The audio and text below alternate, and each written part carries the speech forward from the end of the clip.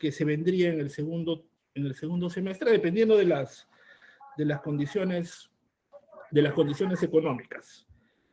Bien, entonces, esto es por el lado internacional, un pequeño resumen, bastante volatilidad, bastantes tendencias hacia la baja en la actividad económica y economías del mundo respondiendo con paquetes fiscales agresivos y política monetaria altamente expansiva.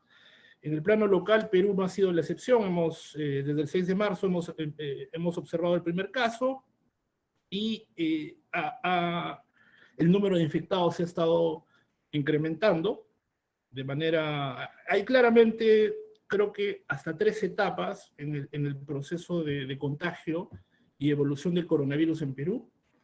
Una primera etapa donde empieza muy lento, es cierto, son pocos datos, pero empieza muy lento, yo diría a niveles de Singapur, se empieza a acelerar a niveles similares a los observados en Italia. Luego hay una aceleración muy fuerte que se acerca al inicio de China, y luego nuevamente una moderación justamente a raíz de las medidas de distanciamiento social. Eso se puede ver claramente en los gráficos. Es cierto que todavía no hay evidencia estadística robusta, pero sí parecería que se está aplanando la curva. Eso es algo positivo, porque la estrategia económica está muy relacionada a la estrategia sanitaria. Si logramos estabilizar esta pandemia similar a lo que ha pasado en China, entonces tendríamos una segunda parte del año mucho más activa. No obstante, siempre está la posibilidad, los riesgos latentes de un segundo brote o algo similar. En el caso de Perú, en lo que respecta a sus efectos, claramente hay 2 etapas. Uno, cuando el coronavirus estaba fuera de Perú, había un impacto a través, pues, de la caída del precio de las materias primas, la excesiva volatilidad de los mercados, este menor flujo comercial, la menor demanda de turismo también. Uno observa que cuando ya el coronavirus empieza a expandirse en otras regiones, los flujos de turismo empiezan a moderarse. Esa es la primera etapa, el contagio externo, y la segunda etapa, ya con el virus en el país, entramos en una nueva fase de la emergencia, porque claramente hay 2 canales importantes. Se contrae la demanda, justamente por temor. Recuerden que la economía básicamente son transacciones, y muchas de esas transacciones son transacciones entre personas. O sea, de por sí una economía es un conjunto de interacciones sociales, ¿no? Entonces, el temor al contagio hace que la gente quiera interactuar menos, y en consecuencia también se modera la actividad económica. Ese es el primer efecto, una menor demanda. Antes de la cuarentena, antes del primer infectado, ya se veía una moderación, por ejemplo, de la concurrencia de centros comerciales, del comercio minorista, y viene la segunda etapa cuando se implementa la cuarentena. Entonces, para los macroeconomistas o ingenieros economistas, claramente lo que vemos es una menor demanda externa, una contracción de la demanda externa, una contracción de la demanda interna, y para prevenir justamente una crisis tipo lo que hemos observado en España, en Italia, una cuarentena muy fuerte que restringe la capacidad de producción. Entonces, choque de demanda externo, choque de demanda interno y un choque de oferta. La suma de todos los males. Adicionalmente, como les voy a mostrar algunos indicadores, esto está teniendo efectos negativos en las expectativas, pero el primer punto que quisiera explicarles es la racionalidad de la cuarentena. Si bien es cierto, puede haber un aparente trade-off entre la salud y la economía, este en la práctica es un falso dilema, porque no hay ningún país que haya apostado por la economía y que le haya ido bien. Todos los países que al inicio pretendieron priorizar la economía han terminado haciendo cuarentenas. Estados Unidos, Brasil, el mismo Reino Unido. Nos enfrentamos a un enemigo que es invisible y que hace mucho daño. Entonces, la mejor estrategia económica es tratar de controlar el virus, tratar de minimizar el costo social, que es lo más importante, y luego viene la economía, ¿no? Primero la salud. Sin salud no hay economía. Creo que esa es una lección importante que hay que considerar, y es una estrategia que ha estado funcionando. Actualmente, con la cuarentena, hay más o menos la economía está operando a un 56%. Si uno considera qué sectores pueden operar y qué sectores no, pero evidentemente no todos los sectores están operando al 100%, entonces en este momento más o menos la economía está operando alrededor de 40%. Un día de cuarentena implica pérdidas, no operar al 100% de nuestra capacidad genera pérdidas de alrededor de 854 millones, estamos hablando de cerca de 0,7 puntos por cada semana de cuarentena. Cada semana nos cuesta casi un punto del PBI. Y esta cuarentena tiene mucho sentido porque el Perú tenía uno de los sistemas de salud más vulnerables. O sea, sin la cuarentena probablemente en este momento ya el sistema de salud hubiera colapsado y veríamos lo que está pasando lamentablemente en Ecuador o lo que ha pasado en Italia y en España. Entonces, en esa línea la estrategia viene funcionando, sin embargo los riesgos se mantienen latentes. Cuando arranca la pandemia teníamos alrededor de 200 unidades de cuidado intensivo. Este número ya se ha triplicado, ya estamos en alrededor de 600 unidades y se espera llegar a 1000 en la primera quincena de mayo, básicamente. Entonces, esa es un poco la estrategia, tratar de acelerar la distancia social, evitar las interrelaciones entre las personas para evitar el contagio rápido, mientras se va fortaleciendo el sistema de salud. Evidentemente que esta cuarentena ha tenido costos, los indicadores adelantados así lo reflejan, la producción de de electricidad a marzo viene cayendo a más de 2 dígitos, algo similar se ve en el avance físico de obras, lo mismo pasa con el consumo interno de cemento, las importaciones, y es claro, no hay producción, la gente no está saliendo a trabajar, no hay producción, entonces los indicadores reflejan eso. Hay sectores que están siendo más afectados que otros, por ejemplo, el sector servicios, el sector transporte son aquellos en donde se observa una mayor contracción de la actividad. Esta es data de Google, ustedes pueden ver los indicadores de movilidad, los indicadores de acceso a centros comerciales, tienen caídas casi cercanas al 100%.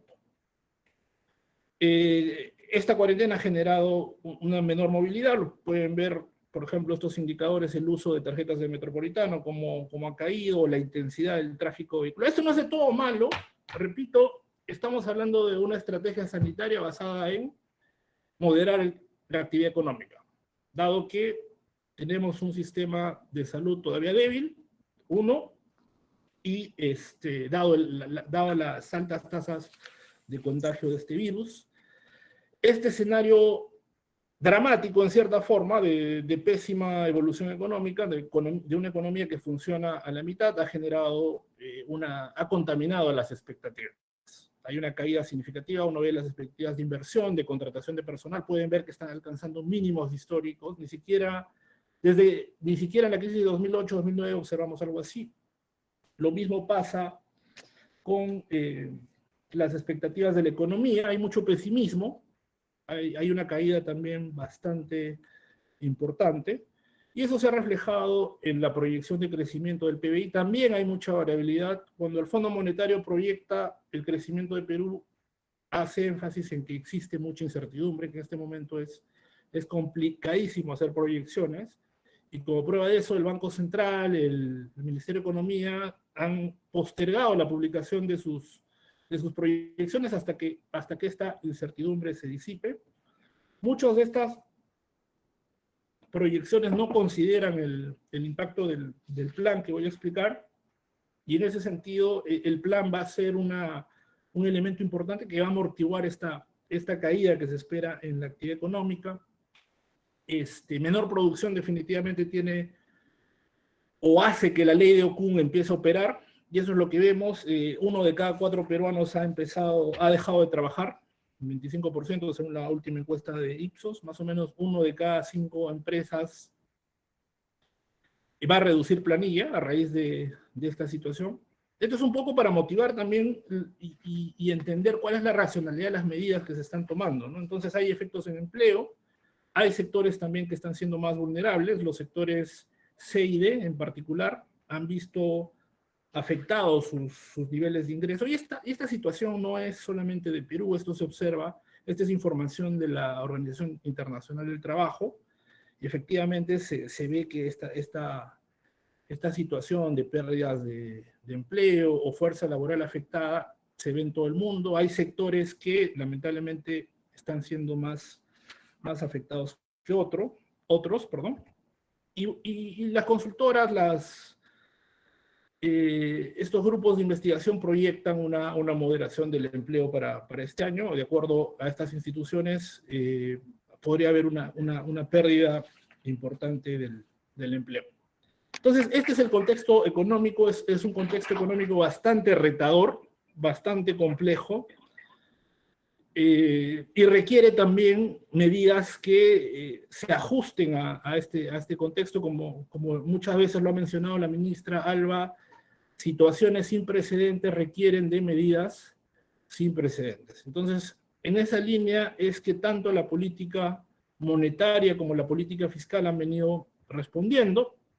El Banco Central, por ejemplo, ha bajado la tasa de interés de política monetaria al mínimo histórico. Nunca hemos visto una tasa tan baja, está en 0,25. Adicionalmente ha movido los encajes, que estaban flats por mucho tiempo, y ha empezado una política de inyección masiva de liquidez. En estos momentos hay una coordinación muy estrecha entre la política monetaria y la política fiscal. En los momentos de crisis es en donde ambos brazos de la política económica deben coordinar y deben trabajar de manera sincronizada. De hecho, hay un paquete promovido del Banco Central que ya ha sido aprobado, el programa Reactiva Perú, que es una combinación de garantías fiscales con inyección masiva de liquidez a la economía. Entonces, por el lado monetario, claramente el Banco Central está adoptando una política monetaria muy expansiva. Ya estamos con tasas de interés reales negativas. Estamos hablando de cerca de menos 1,4 aproximadamente, menos 1,5. Esto va a ayudar al menos en el mediano plazo. Y está flexibilizando una serie de instrumentos. Por el lado fiscal, Olivier Blanchard tiene una frase muy famosa, ¿no? En circunstancias normales hay que usar 1, 2 o hasta 3 instrumentos. Durante una crisis hay que usar todos los instrumentos posibles, y en esa línea el Ministerio de Economía y Finanzas ha sacado toda su artillería. Las políticas que estamos implementando incluyen políticas de gasto, algunas medidas tributarias y una serie de otros instrumentos que no necesariamente implican un gasto fiscal, pero que sí ayudan a amortiguar el impacto de este choque. Tenemos un plan que lo hemos separado en 2 etapas. Hay una etapa, la primera, que es la etapa de la contención. Viene el coronavirus, se contrae la demanda, se contrae la oferta, y en esa fase lo que hay que hacer es básicamente, uno, la atención de la emergencia. Hay que tratar de trabajar en fortalecer los sistemas de salud, como lo mencioné antes, prácticamente se ha triplicado nuestra capacidad de unidades de cuidados intensivos. Como estamos utilizando la moderación económica como herramienta de política pública, hay población que definitivamente se ve afectada, ¿no? Hay muchos peruanos trabajan para el día a día, ¿no? Generan sus ingresos el mismo día, sus ingresos y gastos están perfectamente sincronizados y en frecuencia diaria. En esa línea, el dejar de trabajar podría afectarlo, entonces se han dado una serie de medidas de soporte económico a las familias. Eso por el lado del gasto. Por el lado de las medidas tributarias, marzo y abril son meses de pago de impuestos, entonces no tenía sentido que ante un sudden stop de la actividad económica, una paralización tan abrupta, el Estado empieza a recaudar impuestos. En esa línea se ha postergado, y eso está generando un alivio tanto de las personas naturales como en las personas jurídicas. Y asimismo se han activado otros instrumentos que, si bien es cierto, repito, no implican un gasto fiscal, sí ayudan a generar liquidez. Por ejemplo, se liberó una parte de la CTS, se exoneró el aporte por un mes de las AFPs. En este contexto lo que estamos observando es que con mercados a la baja no tiene mucho sentido seguir llenando un fondo que se está licuando y que se espera al menos que se licúe hasta que la crisis empiece a rebotar y nuevamente los mercados se recuperen. Entonces, en esa línea se vio por conveniente darles esa liquidez a las familias. Esta es la etapa de la contención. Y la segunda etapa, controlada la crisis, es la etapa que se viene, es la etapa de la reactivación, en donde ya hay una implementación de medidas específicas, es una combinación de medidas de gasto público, medidas tributarias, y hay una parte que se esperaba implementar en la fase de reactivación, pero dada la naturaleza del choque se ha adelantado. Entonces el Ministerio de Economía y Finanzas ha lanzado programas de soporte económico a las MIPES y alivio tributario a las empresas. Por una razón simple. O sea, para llegar a la fase de reactivación, las empresas, en particular las empresas pequeñas, tienen que pasar la crisis, ¿no? Entonces, no queríamos que las empresas quiebren. En esta etapa de contención, en esa línea, se han dado una serie de instrumentos. Hay mucha incertidumbre. El coronavirus está generando efectos muy, muy fuertes y efectos muy lesivos en la economía, pero algo que queda claro es que su efecto va a ser temporal. Año, año y medio máximo, en la medida que o se encuentre la cura o se descubra la vacuna. En eso sí hay consenso, pero a pesar de esa temporalidad del virus, los costos que puede generar son muy fuertes. Por eso es importante la respuesta de política económica. Este paquete fiscal es equivalente, repito, a cerca de 12 puntos del PBI, y es uno de los paquetes más importantes. Esta es una división del plan de acuerdo al tipo de medidas que hemos venido implementando. Por un lado están las medidas tributarias, casi 11.000 millones, las medidas de gasto, y otros instrumentos. En estos otros instrumentos está lo que les había mencionado de las AFP, de las ETS, pero también de este programa Reactiva Perú. Este es un programa sui generis, elaborado en coordinación con el Banco Central, que básicamente lo que busca es evitar que se quiebre la cadena de pagos. Esto es algo importante. Cuando hay una crisis tan fuerte como esta, el principal riesgo para la economía es que se quiebre la cadena de pagos. Se quiebra la cadena de pagos, eso genera una crisis bancaria, una crisis financiera, de la cual recuperarnos nos podría tomar 5 o 6 años. De acuerdo al Fondo Monetario, hay un paper muy interesante, los países con crisis financieras, tienen mayores pérdidas en términos de PBI. En el caso de Perú, la crisis del 83 generó una quiebra bancaria, generó pérdidas por el orden de 20 puntos del PBI, y adicionalmente las crisis financieras generan efectos permanentes en la economía, y la economía puede recuperarse entre 4 y 5 años. Las economías tardan en recuperarse. Entonces, en vez de perder 20 puntos del PBI, la idea de la política fue ser bastante activo e impedir esa quiebra de la cadena de pagos. Entonces, el programa Reactiva Perú es muy interesante porque combina política monetaria y política fiscal. Por el lado de la política fiscal, lo que hace el Tesoro es garantiza créditos que otorga la banca. Cuando ocurre este tipo de circunstancias, lo peor que puede pasar, y suele ocurrir, es un credit crunch. Los bancos se vuelven más temerosos de prestar, y eso genera que las empresas no tengan financiamiento y por lo tanto no puedan capear la crisis. Entonces, lo que hace este programa es garantiza los créditos. Hay una tabla que va desde el 80% hasta el 98% de los créditos, dependiendo del tamaño de las empresas, y adicionalmente, estas garantías reducen el costo de crédito de los bancos y por lo tanto los induce a prestar, ya que el riesgo disminuye significativamente. Y por otro, y acá viene la parte de política monetaria, los bancos pueden empaquetar estos créditos y tomar financiamiento del Banco Central en operaciones de reporte.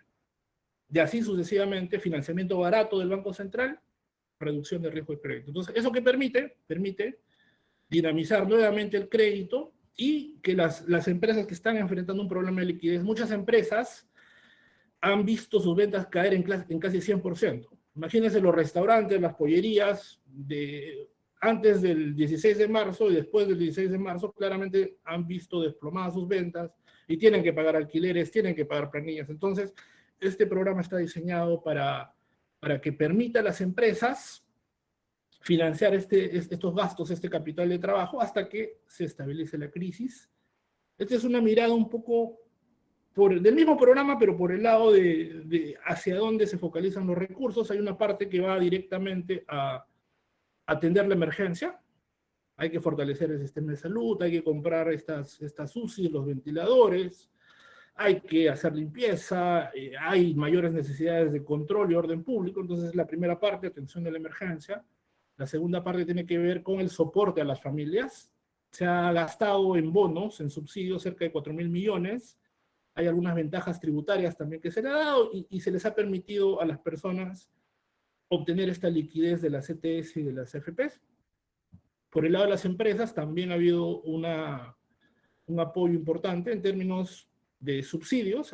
Hace poco salió el subsidio a la planilla, hay un fondo también de apoyo empresarial, hay un alivio tributario especialmente para las MIPES, y también se le está dando liquidez de estas cuentas de detracciones que eran cuentas que estaban bloqueadas. Y finalmente el cuarto bloque es este programa Reactiva Perú, que ha resonado mucho en medios, y que lo que busca es eso, preservar la cadena de pagos, que no se rompa, que esta interrupción de la producción y de la generación de valor agregado no termine en una crisis financiera con costos mucho, mucho mayores. Evidentemente, repito, no todo es gasto. Hasta el momento, de ese plan de 12,3 puntos que teníamos previsto, ya se han ejecutado alrededor de 8 puntos del PBI. Hay como 4 puntos que ya son gasto público que se va a implementar en lo que queda del año. Y en esa línea es importante también, yo quería comentarles cuál es la estrategia de financiamiento, ¿no? El Perú, una de las características es que, ¿por qué el día de ayer batió el récord en los mercados internacionales y pudo emitir 3.000 millones a la tasa mínima histórica? Es básicamente por su credibilidad. Es una credibilidad que viene producto de una serie de reformas, de un proceso de mejora institucional a lo largo de los años. Entonces, actualmente el país cuenta con activos financieros, recursos de alrededor de 14 puntos del PBI. Estos recursos, los que son de disponibilidad inmediata, están en el Fondo de Estabilización Fiscal, que es un fondo de más o menos 5.472 millones de dólares en este momento, cerca de 2,4 puntos del PBI. Esa va a ser la primera fuente de financiamiento. Hay también reasignaciones presupuestales. Enero y febrero fueron meses muy buenos para la economía llegó a su nivel potencial, creció 3,8% en febrero gracias al impulso de la inversión pública. Pero bueno, vino este shock y nuevamente nos retrocedimos algunos meses porque nuevamente vamos a tener que entrar a esta fase de reactivación. Entonces, parte de estos recursos que no se gasten entre marzo y abril se van a reasignar justamente a la atención de la emergencia. Entonces, por un lado tenemos activos, por otro lado vamos a utilizar reasignaciones presupuestarias y una parte se va a financiar con endeudamiento público. Cuando el Estado toma endeudamiento puede ser a través ya sea de emisiones de bonos, como la que se hizo ayer, de 3.000 millones de dólares, o también a través de créditos de organismos multilaterales, como el BID, Banco Mundial. Actualmente el Perú cuenta con cerca de 3.800 millones de dólares en términos de estas líneas contingentes. Entonces, el Perú tiene el espacio, tiene los recursos. La ministra ha dicho algo que ha resonado mucho en medios internacionales, es que no vamos a escatimar. Hay una frase de un ministro mexicano que me gusta mucho: este es el momento para hacer lo que se deba, así después se deba por lo que se hace, ¿no? Hay que gastar lo que sea. El Perú justamente ha ahorrado años para evitar que este virus, que es perverso, genere consecuencias graves en la economía. Y esta situación, en cierta forma privilegiada, ayer un titular de un periódico que me gustó mucho decía esto, ¿no? Perú reta al coronavirus, o sea, sale a emitir en medio de una crisis y logra la tasa más baja de la región. Eso no es gratuito, eso es el resultado de una serie de reformas que se han implementado en el país. Y este gráfico un poco refleja estas fortalezas estructurales que tiene el Perú. El Perú tiene la deuda más baja de la región en términos de PBI, cerca del 27% al año 2019. Tiene una historia de déficit promedios bastante bajos. El día de ayer, Fitch, una de las calificadoras de riesgo una de las 3 calificadoras de riesgo más importantes, mencionó que no les preocupa que Perú gaste más en atender la crisis, dado la credibilidad y el historial de su política, esta credibilidad se refleja en estos niveles bajos de deuda y en estos niveles bajos de déficit fiscal. Y esto es importante porque nos permite justamente tener el menor riesgo, y que el menor riesgo hace que nosotros paguemos menores intereses por la deuda que tomamos. Esto es algo importante. Perú todos los años paga cerca de un punto del PBI en términos de intereses, que es una situación muy distinta a la que ocurría hace 20 años. Hace 20 años más o menos la carga de la deuda representaba cerca de 9 puntos del PBI. Adicionalmente, dado que hay mucha incertidumbre, no estamos seguros de lo que pueda pasar, es importante como medida preventiva, tener el espacio para poder tomar medidas adicionales. Y en esa línea, la semana pasada se aprobó la suspensión temporal y extraordinaria de las reglas fiscales. Es una recomendación del Consejo Fiscal y es una medida que ha tomado también la Comisión Económica Europea. Es una medida que va a darle esa flexibilidad. Recuerden que las reglas fiscales imponen límites a la deuda, límites al gasto, límites al déficit, y en un contexto de crisis, la política fiscal necesita la flexibilidad. Y estas reglas, que generalmente son pensadas para escenarios normales, pueden en cierta forma hacer un poco más lenta la toma de decisiones. Entonces, esta es una medida de política fiscal también, suspender temporalmente. No se han cambiado los parámetros de largo plazo, precisamente porque el Perú es un país que se caracteriza tiene esta tradición de disciplina. A ver si me dan un minuto para conectar para conectar el cargador, disculpen. Bien. Entonces, esta ha sido una medida política fiscal que se ha aprobado la semana pasada. Y hacia adelante, algo que queda claro es que el espacio fiscal que hemos acumulado en los últimos años se va a reducir, y en esa línea es importante que recuperemos ese espacio fiscal, porque el Perú está expuesto a choques de distinta naturaleza, no solamente choques externos, sino en los últimos años hemos enfrentado, por ejemplo, choques de oferta, como el fenómeno del Niño, y en esa línea es importante seguir trabajando en la recuperación de los ingresos. Perú tiene una de las presiones tributarias más bajas, 15,4%, esta es la proyección para este año, y es un indicador, estamos en la cola de la región. Y esto es básicamente porque, si ustedes observan en el cuadro de la derecha, los niveles de evasión son bastante altos. El incumplimiento en el IGB, por ejemplo, es de alrededor de 33%, mientras que el incumplimiento del impuesto a la renta es de 48,5%. Entonces, es fundamental recuperar ese espacio fiscal, y existe justamente, hay todavía, o sea, la economía puede dar mucho más en términos de mayor recaudación. En lo que va del año ya hemos implementado algunas medidas. Este es un tablero de control que probablemente lo han visto en la presentación del presidente y la ministra de Economía. Las metas que nos hemos establecido en algunos de los instrumentos que hemos usado van relativamente bien. Ya, por ejemplo, 2,2 millones de 2,7 millones de hogares han recibido el primer bono 380. Esto fue un récord Guinness prácticamente en transferencias de cash.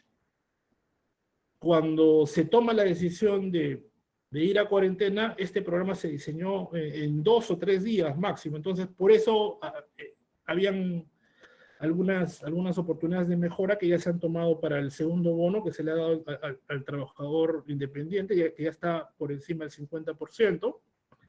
Se están mejorando también las condiciones de financiamiento, y hay otra serie de instrumentos que se han dado.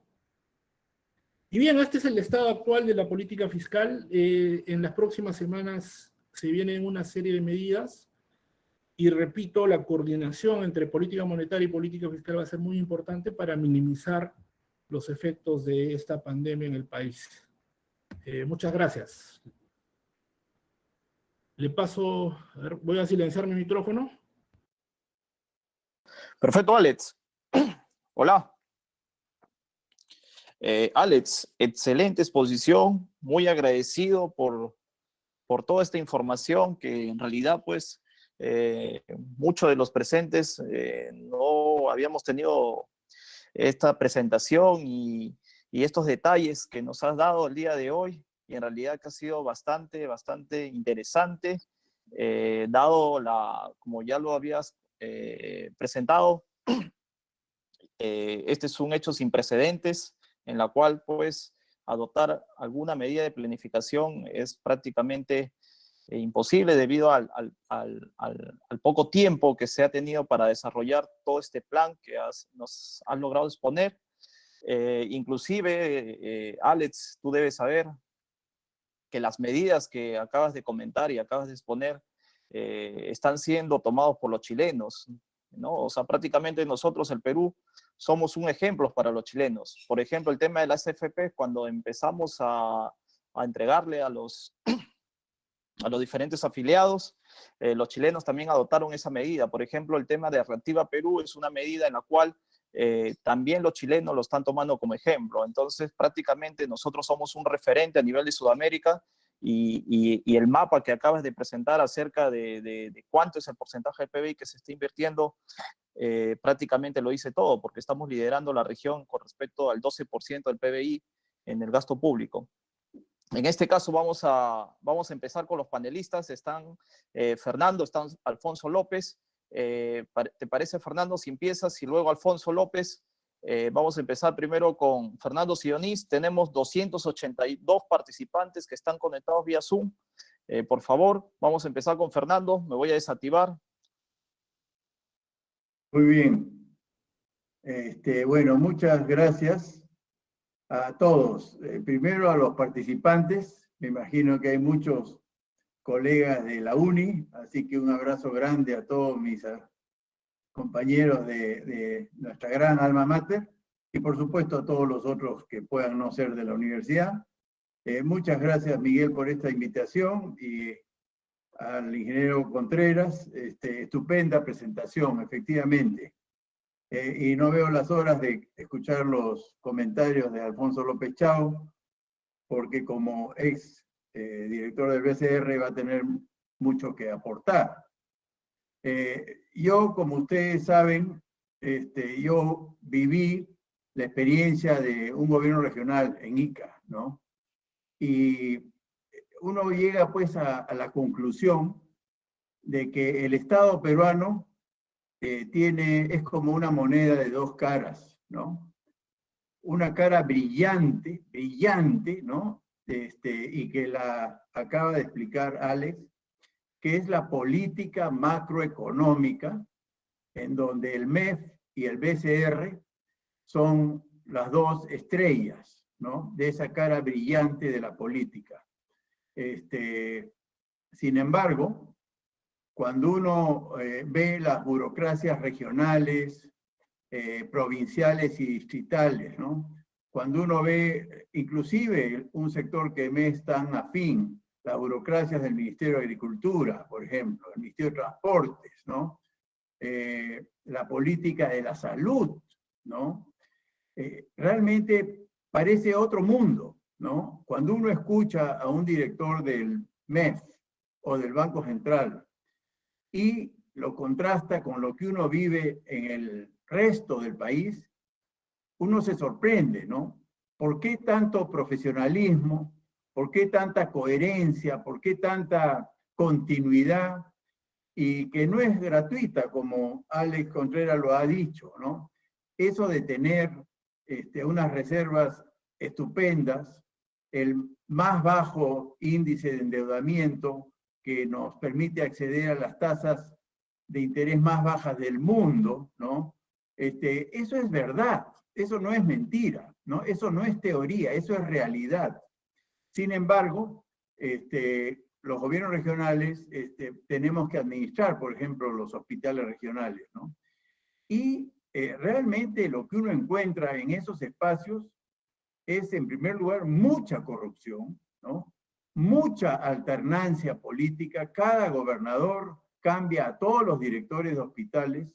No se ve lo que en el MEF se ve, ¿no? Que hay continuidad, hay meritocracia, hay permanencia, hay estabilidad y por ende predictibilidad, ¿no?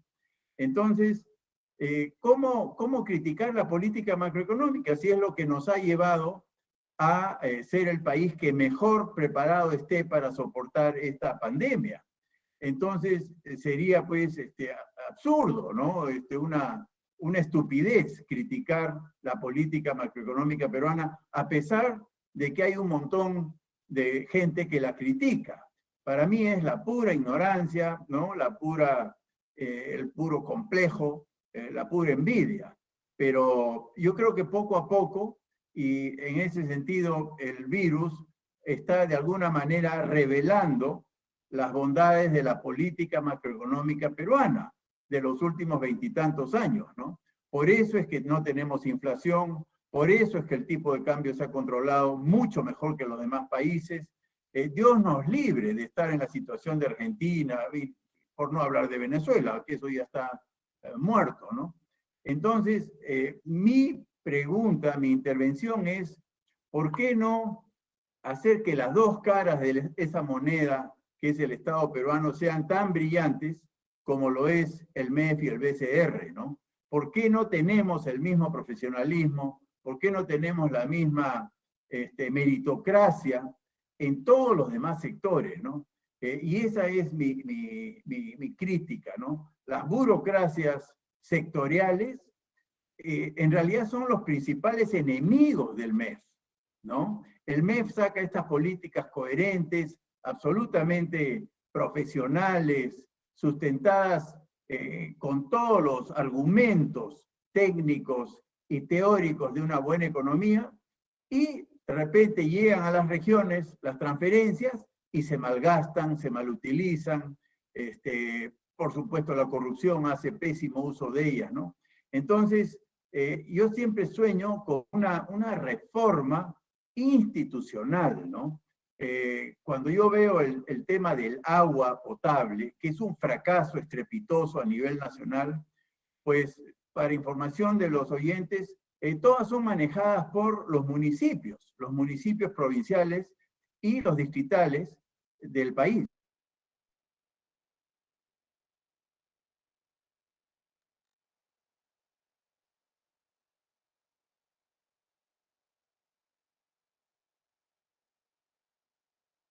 ¿No? Todas son espacios muy corruptos donde el clientelismo político es el común denominador. Cada alcalde cambia a todos los funcionarios de carrera y por eso son el fracaso que son. Entonces, ¿por qué no pensar en una reforma que haga, por ejemplo, del servicio del agua, que hoy ha sido revelado como fundamental para la salud pública, una suerte de institución tan autónoma como es el BCR, ¿no? Que no depende del ministro de turno, sino tiene una autonomía que la hace mucho más firme y estable en el tiempo, ¿no? ¿Por qué no hacer eso con la salud, ¿no? ¿Por qué no tener una institución autónoma, altamente profesionalizada, que no dependa de los ministros de salud que entran y salen como Pedro en su casa, eso lo estamos viendo, y peor aún, que no dependan de los gobernadores regionales, que traen una agenda diferente, que no tiene nada que ver con la salud, ¿no? Entonces, era eso. ¿Por qué no, desde el MEF, con toda la autoridad moral y profesional que tiene el MEF, y el BCR, que es su primo hermano, digamos, y que es reconocido a nivel mundial como una gestión muy eficiente a nivel macroeconómica, ¿por qué no contagiar de esa eficiencia, ¿no? De ese profesionalismo a todo el resto de los sectores? Yo no tocaría nada de la política macroeconómica en el ámbito monetario y fiscal. Yo creo que la tienen muy clara, ¿no? Ustedes, y nosotros estamos en muy buenas manos. Eso sentimos la mayoría de peruanos cuando escuchamos una presentación de esa. Pero estamos en pésimas manos cuando vamos a las regiones, a los distritos, a las provincias y a los sectores. Eso es lo que más me sorprende, ¿no? Los ministros Entonces, bueno, ese era mi comentario. Ok, pongo silencio, ¿no? Ahora entra otro. Sí, buenas. Sí, vamos a... Alex, ¿te parece si continuamos con Alfonso y luego como que respondes? ¿Te parece todo bien? Vamos, Alfonso, continúas, por favor. Sí, muchas gracias. En primer lugar, Perfecto. para felicitar a Alex Contreras, porque efectivamente es una exposición brillante de información.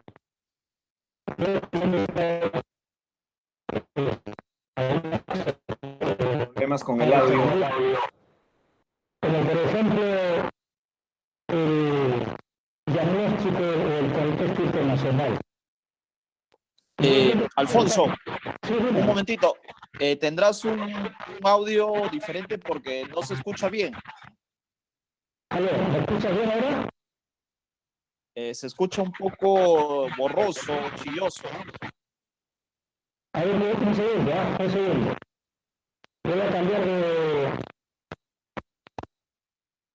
Sí, por favor, porque los participantes tampoco te escuchan bien.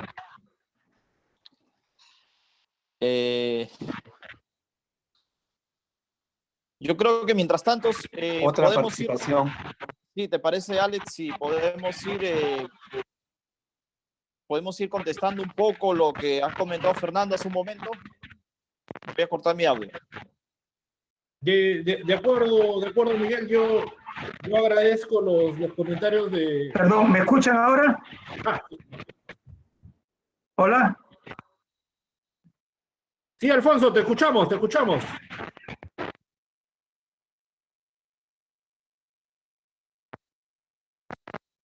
Alfonso, te escuchamos muy bien.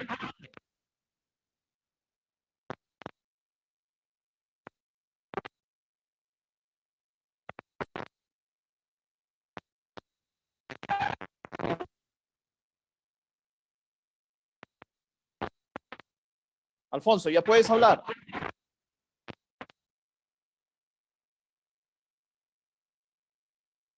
El tema de servir ha estado parado por bastante tiempo. Este año ya hay un esfuerzo por migrar a servir. Hay algunas instituciones públicas que lo han hecho.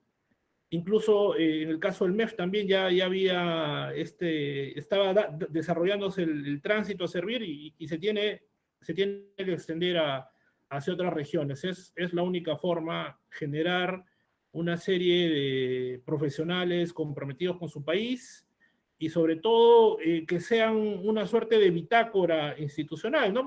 Porque de lo contrario vamos a observar lo que siempre ocurre. El modelo del Banco Central, del MEF, creo que así lo prueba ahí. Yo vengo del Banco Central y conozco, hay gente de carrera que está pues 20, 30, 40 años, y eso es en la práctica lo que genera la institucionalidad.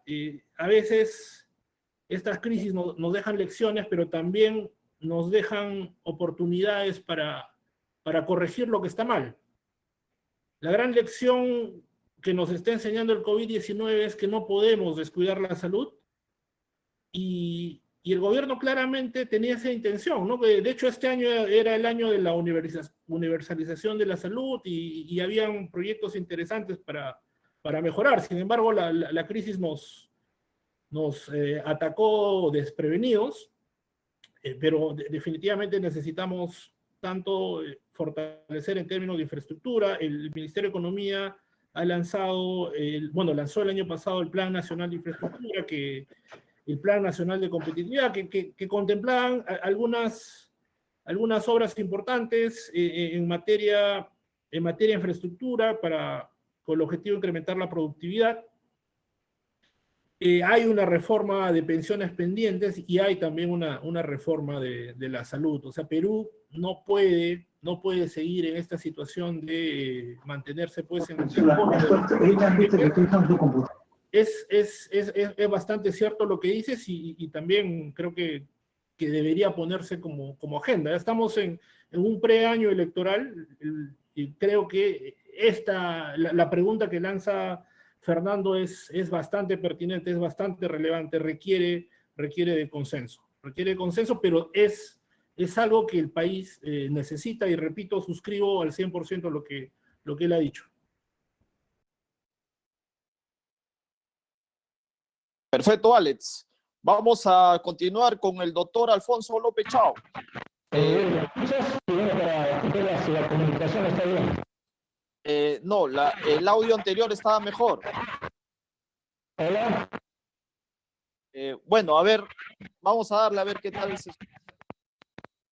A ver. Decía que era importante el diagnóstico, ¿no? Señalaba que los economistas venían hablando ya de una crisis que sería un problema serio en la economía. Ahora se han juntado las dos cosas, efectivamente. Alfonso, se escucha mal, no se escucha. No están escuchando la gente. A ver, voy a cambiar de ubicación, ¿ya? Sí, de audio, por favor.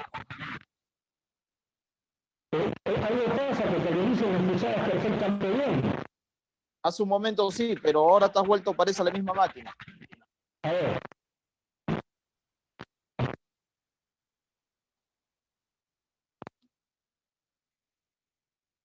Bueno, Alex, yo, a ver, quería comentarte algo al respecto. Voy a silenciarlo de...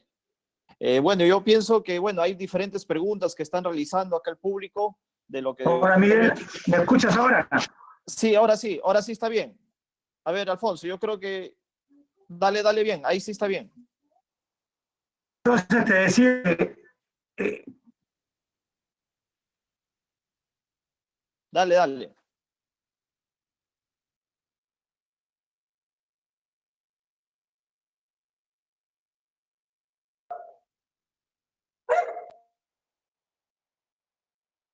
Dale, Alfonso, te escuchamos, por favor. teniendo que es un problema de la biología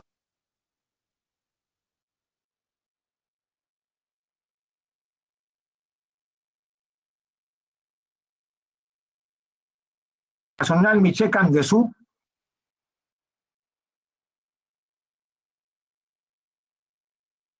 cuando que el mundo decía que no se podía reemplazar ese que sostenía que el mercado más que el mercado y todo irá estupendamente bien. Yo creo que una de las lecciones de la crisis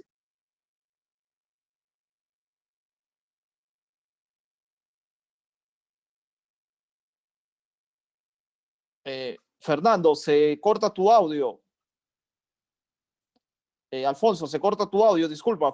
Alfonso, se corta tu audio.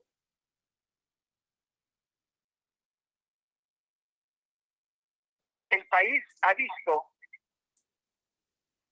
con apoyo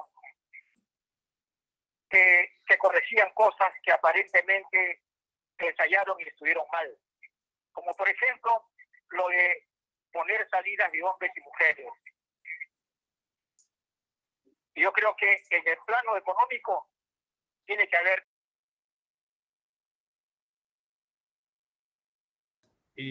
efectivamente hay una diferencia en la percepción de riesgo que tienen los bancos sobre las MIPES, y si bien es cierto, el programa Reactiva Perú es abierto para cualquier empresa, justamente pensando en las MIPES, es que estamos trabajando una propuesta para ampliar el FAE, ¿no? El Fondo de Apoyo Empresarial, en condiciones muy similares a los del programa Reactiva. Es algo que probablemente cuando esté cuando esté cerrada la propuesta, la ministra de Economía va a anunciar. De hecho, ya parte de lo que les comento, ella lo ha anunciado, pero estamos en ese proceso. Calculamos en 1 o 2 semanas debe estar cerrada ya la propuesta para que se evalúe a nivel de Consejo de Ministros. Pero sí, o sea, claramente el programa Reactiva es abierto a todas las empresas, pero es un programa también de inyección masiva de liquidez.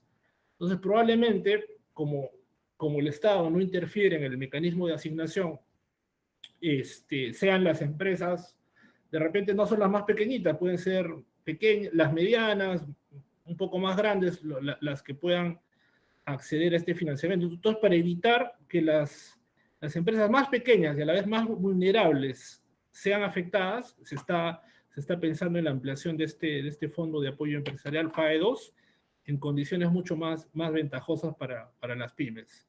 Las estadísticas respaldan lo que has dicho, Miguel. Solamente el 6% de las pymes acceden a créditos del sistema financiero.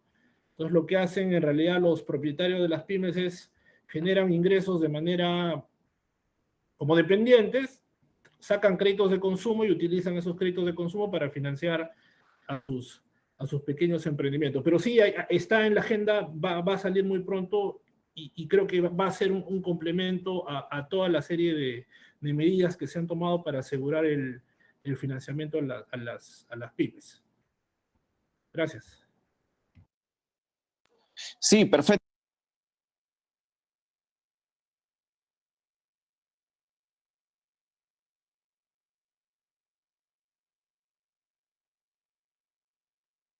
Perfecto, Alex. Excelente lo que me acabas de comentar y lo has dicho tú. Lamentablemente, pequeñas empresas, MIPES, de alguna manera tienen que utilizar los créditos personales para financiar las actividades de su empresa. Y esa es la realidad, esa es la realidad. Y de alguna manera, pues también uno se preocupa cuando dicen están excluidos lo que son cooperativas y edipymes dentro de este programa Reactiva Perú, ¿no?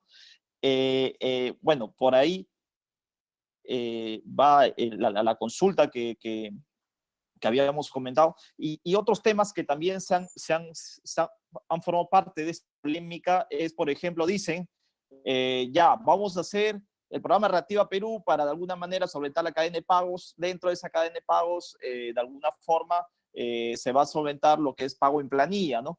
Entonces, como que de repente un poco la gente dice, estamos financiando 30.000 millones de soles, que es el mayor, de repente, el mayor gasto que se está destinando para de alguna manera solventar esta cadena de pagos. Sin embargo, se ha promulgado esta nueva norma, que el de despido perfecto, ¿no? Donde las empresas pueden optar. ¿Por qué no esperamos de repente un mes o 2 meses, ¿no? Dependiendo de este dinero que van a acceder a crédito a estas empresas, para que después de eso 1 o 2 meses las empresas que accedan, de repente ya se puede aplicar esta nueva normatividad, ¿no? Porque no tiene sentido darle 30.000 millones de soles y automáticamente simplemente esta norma para que ya las empresas puedan de alguna manera no despedir, pero sí dejarles sin sueldo a los diferentes empleados de las empresas, ¿no? Como que un poco la gente dice, pero ¿para qué vamos a gastar el mayor presupuesto en este programa si a la final se está dando este contexto, esta norma que en realidad como que la gente no entiende, ¿no? ¿Por qué se aplica esta norma justo cuando vamos a dar los 30.000 millones de soles? No sé si nos podrías comentar eso, Alex. Gracias, Miguel. Creo que son dos cosas diferentes. Por un lado, el programa Reactiva Perú es un programa de inyección masiva de liquidez. Si quisiéramos buscar un símil, es como un quantitative easing, pero con garantías que no son bonos u otros activos financieros, sino son créditos, y busca justamente evitar que la cadena de pagos se quiebre. En el caso de este régimen de suspensión perfecta, primero hay que entender que es una situación de última instancia. O sea, la situación no es homogénea a nivel de todas las empresas. Hay empresas que son más grandes, tienen acceso al financiamiento, entonces para ellos este es un pequeño bache. Para otros, esta situación las está poniendo en grave riesgo. Muchas empresas ya han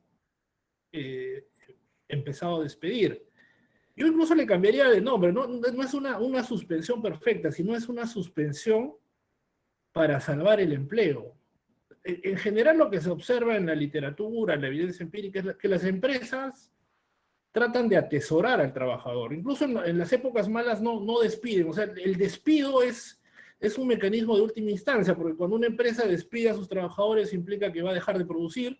Si no produce, no vende. Si no vende, no tiene ganancias. Entonces lo que busca este mecanismo es justamente frente a la alternativa no deseable, que es el despido, mejor lo que hago es suspendo temporalmente la relación laboral, de forma que le libero a la empresa de una presión de costos, pero no desprotejo al trabajador, le permito usar su CTS, los ahorros de la AFP, y subsidio la planilla. O sea, algo que no se ha mencionado es que también el gobierno está subsidiando la planilla de las empresas que entren en este régimen, justamente para evitar la quiebra masiva de empresas y del empleo. En la crisis del 98 se perdieron más de 1 millón de empleos, y ustedes saben, pues, perder empleos genera efectos perversos como incremento de la pobreza extrema. Entonces respondiendo a tu pregunta,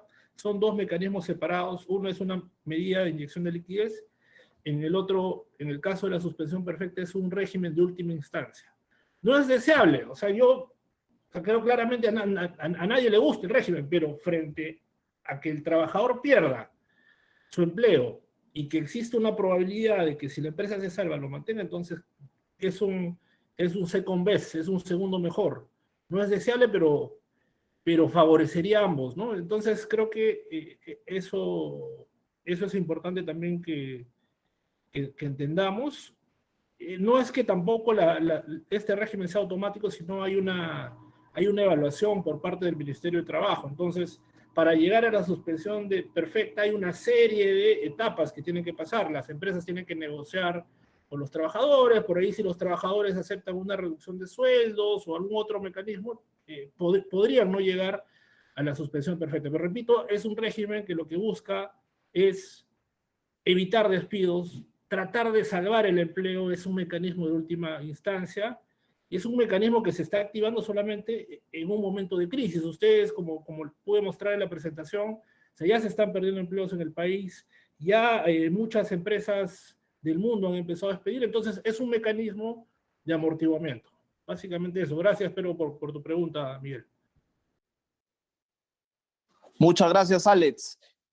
Otro tema que también de alguna manera ha sido controversial, Alex, es el tema del bono, ¿no? Que de alguna forma, pues el bono tiene imperfecciones, o sea, de alguna forma hay muchas personas que se han quejado porque no le ha llegado y de repente sí lo ha necesitado, diferentes familias, y de repente otras no tanto, ¿no? Entonces, me gustaría de repente que puedas comentar qué mecanismos adicionales van ustedes a considerar para que el bono llegue realmente a la persona que lo necesita.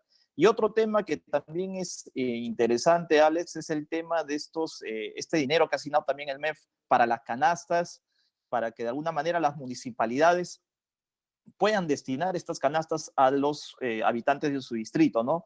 Pero se han observado de alguna manera algunas denuncias de algunos congresistas donde salen pues que la municipalidad de La Molina está repartiendo canastas en diferentes zonas que de repente no lo necesitan, ¿no? Entonces de repente ustedes creen que si de repente lo hicimos bien en la parte de los bonos, en llegar a las personas más necesitadas, en el tema de las municipalidades, de repente no ha sido tanto así. De repente han dado municipalidades que sí tienen un buen respaldo financiero y de ahorros como para poder solventar gastos de ese tipo.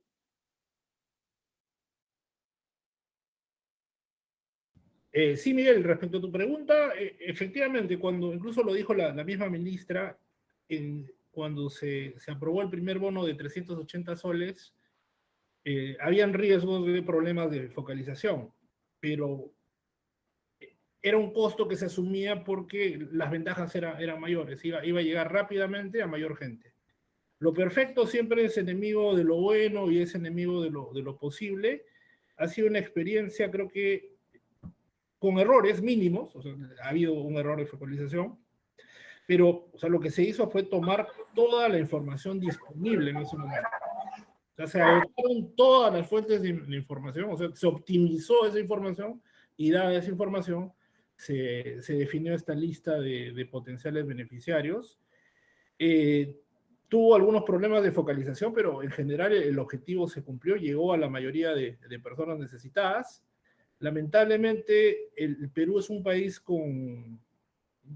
que tiene una agenda también de inclusión financiera pendiente. Solamente muy pocas personas tienen acceso al sistema financiero, entonces eso complicó la operatividad de este primer bono 380. Sin embargo, con la experiencia, con el proceso, con los reclamos, se pudo mejorar la focalización. Ahora ya para la segunda entrega del bono, creo que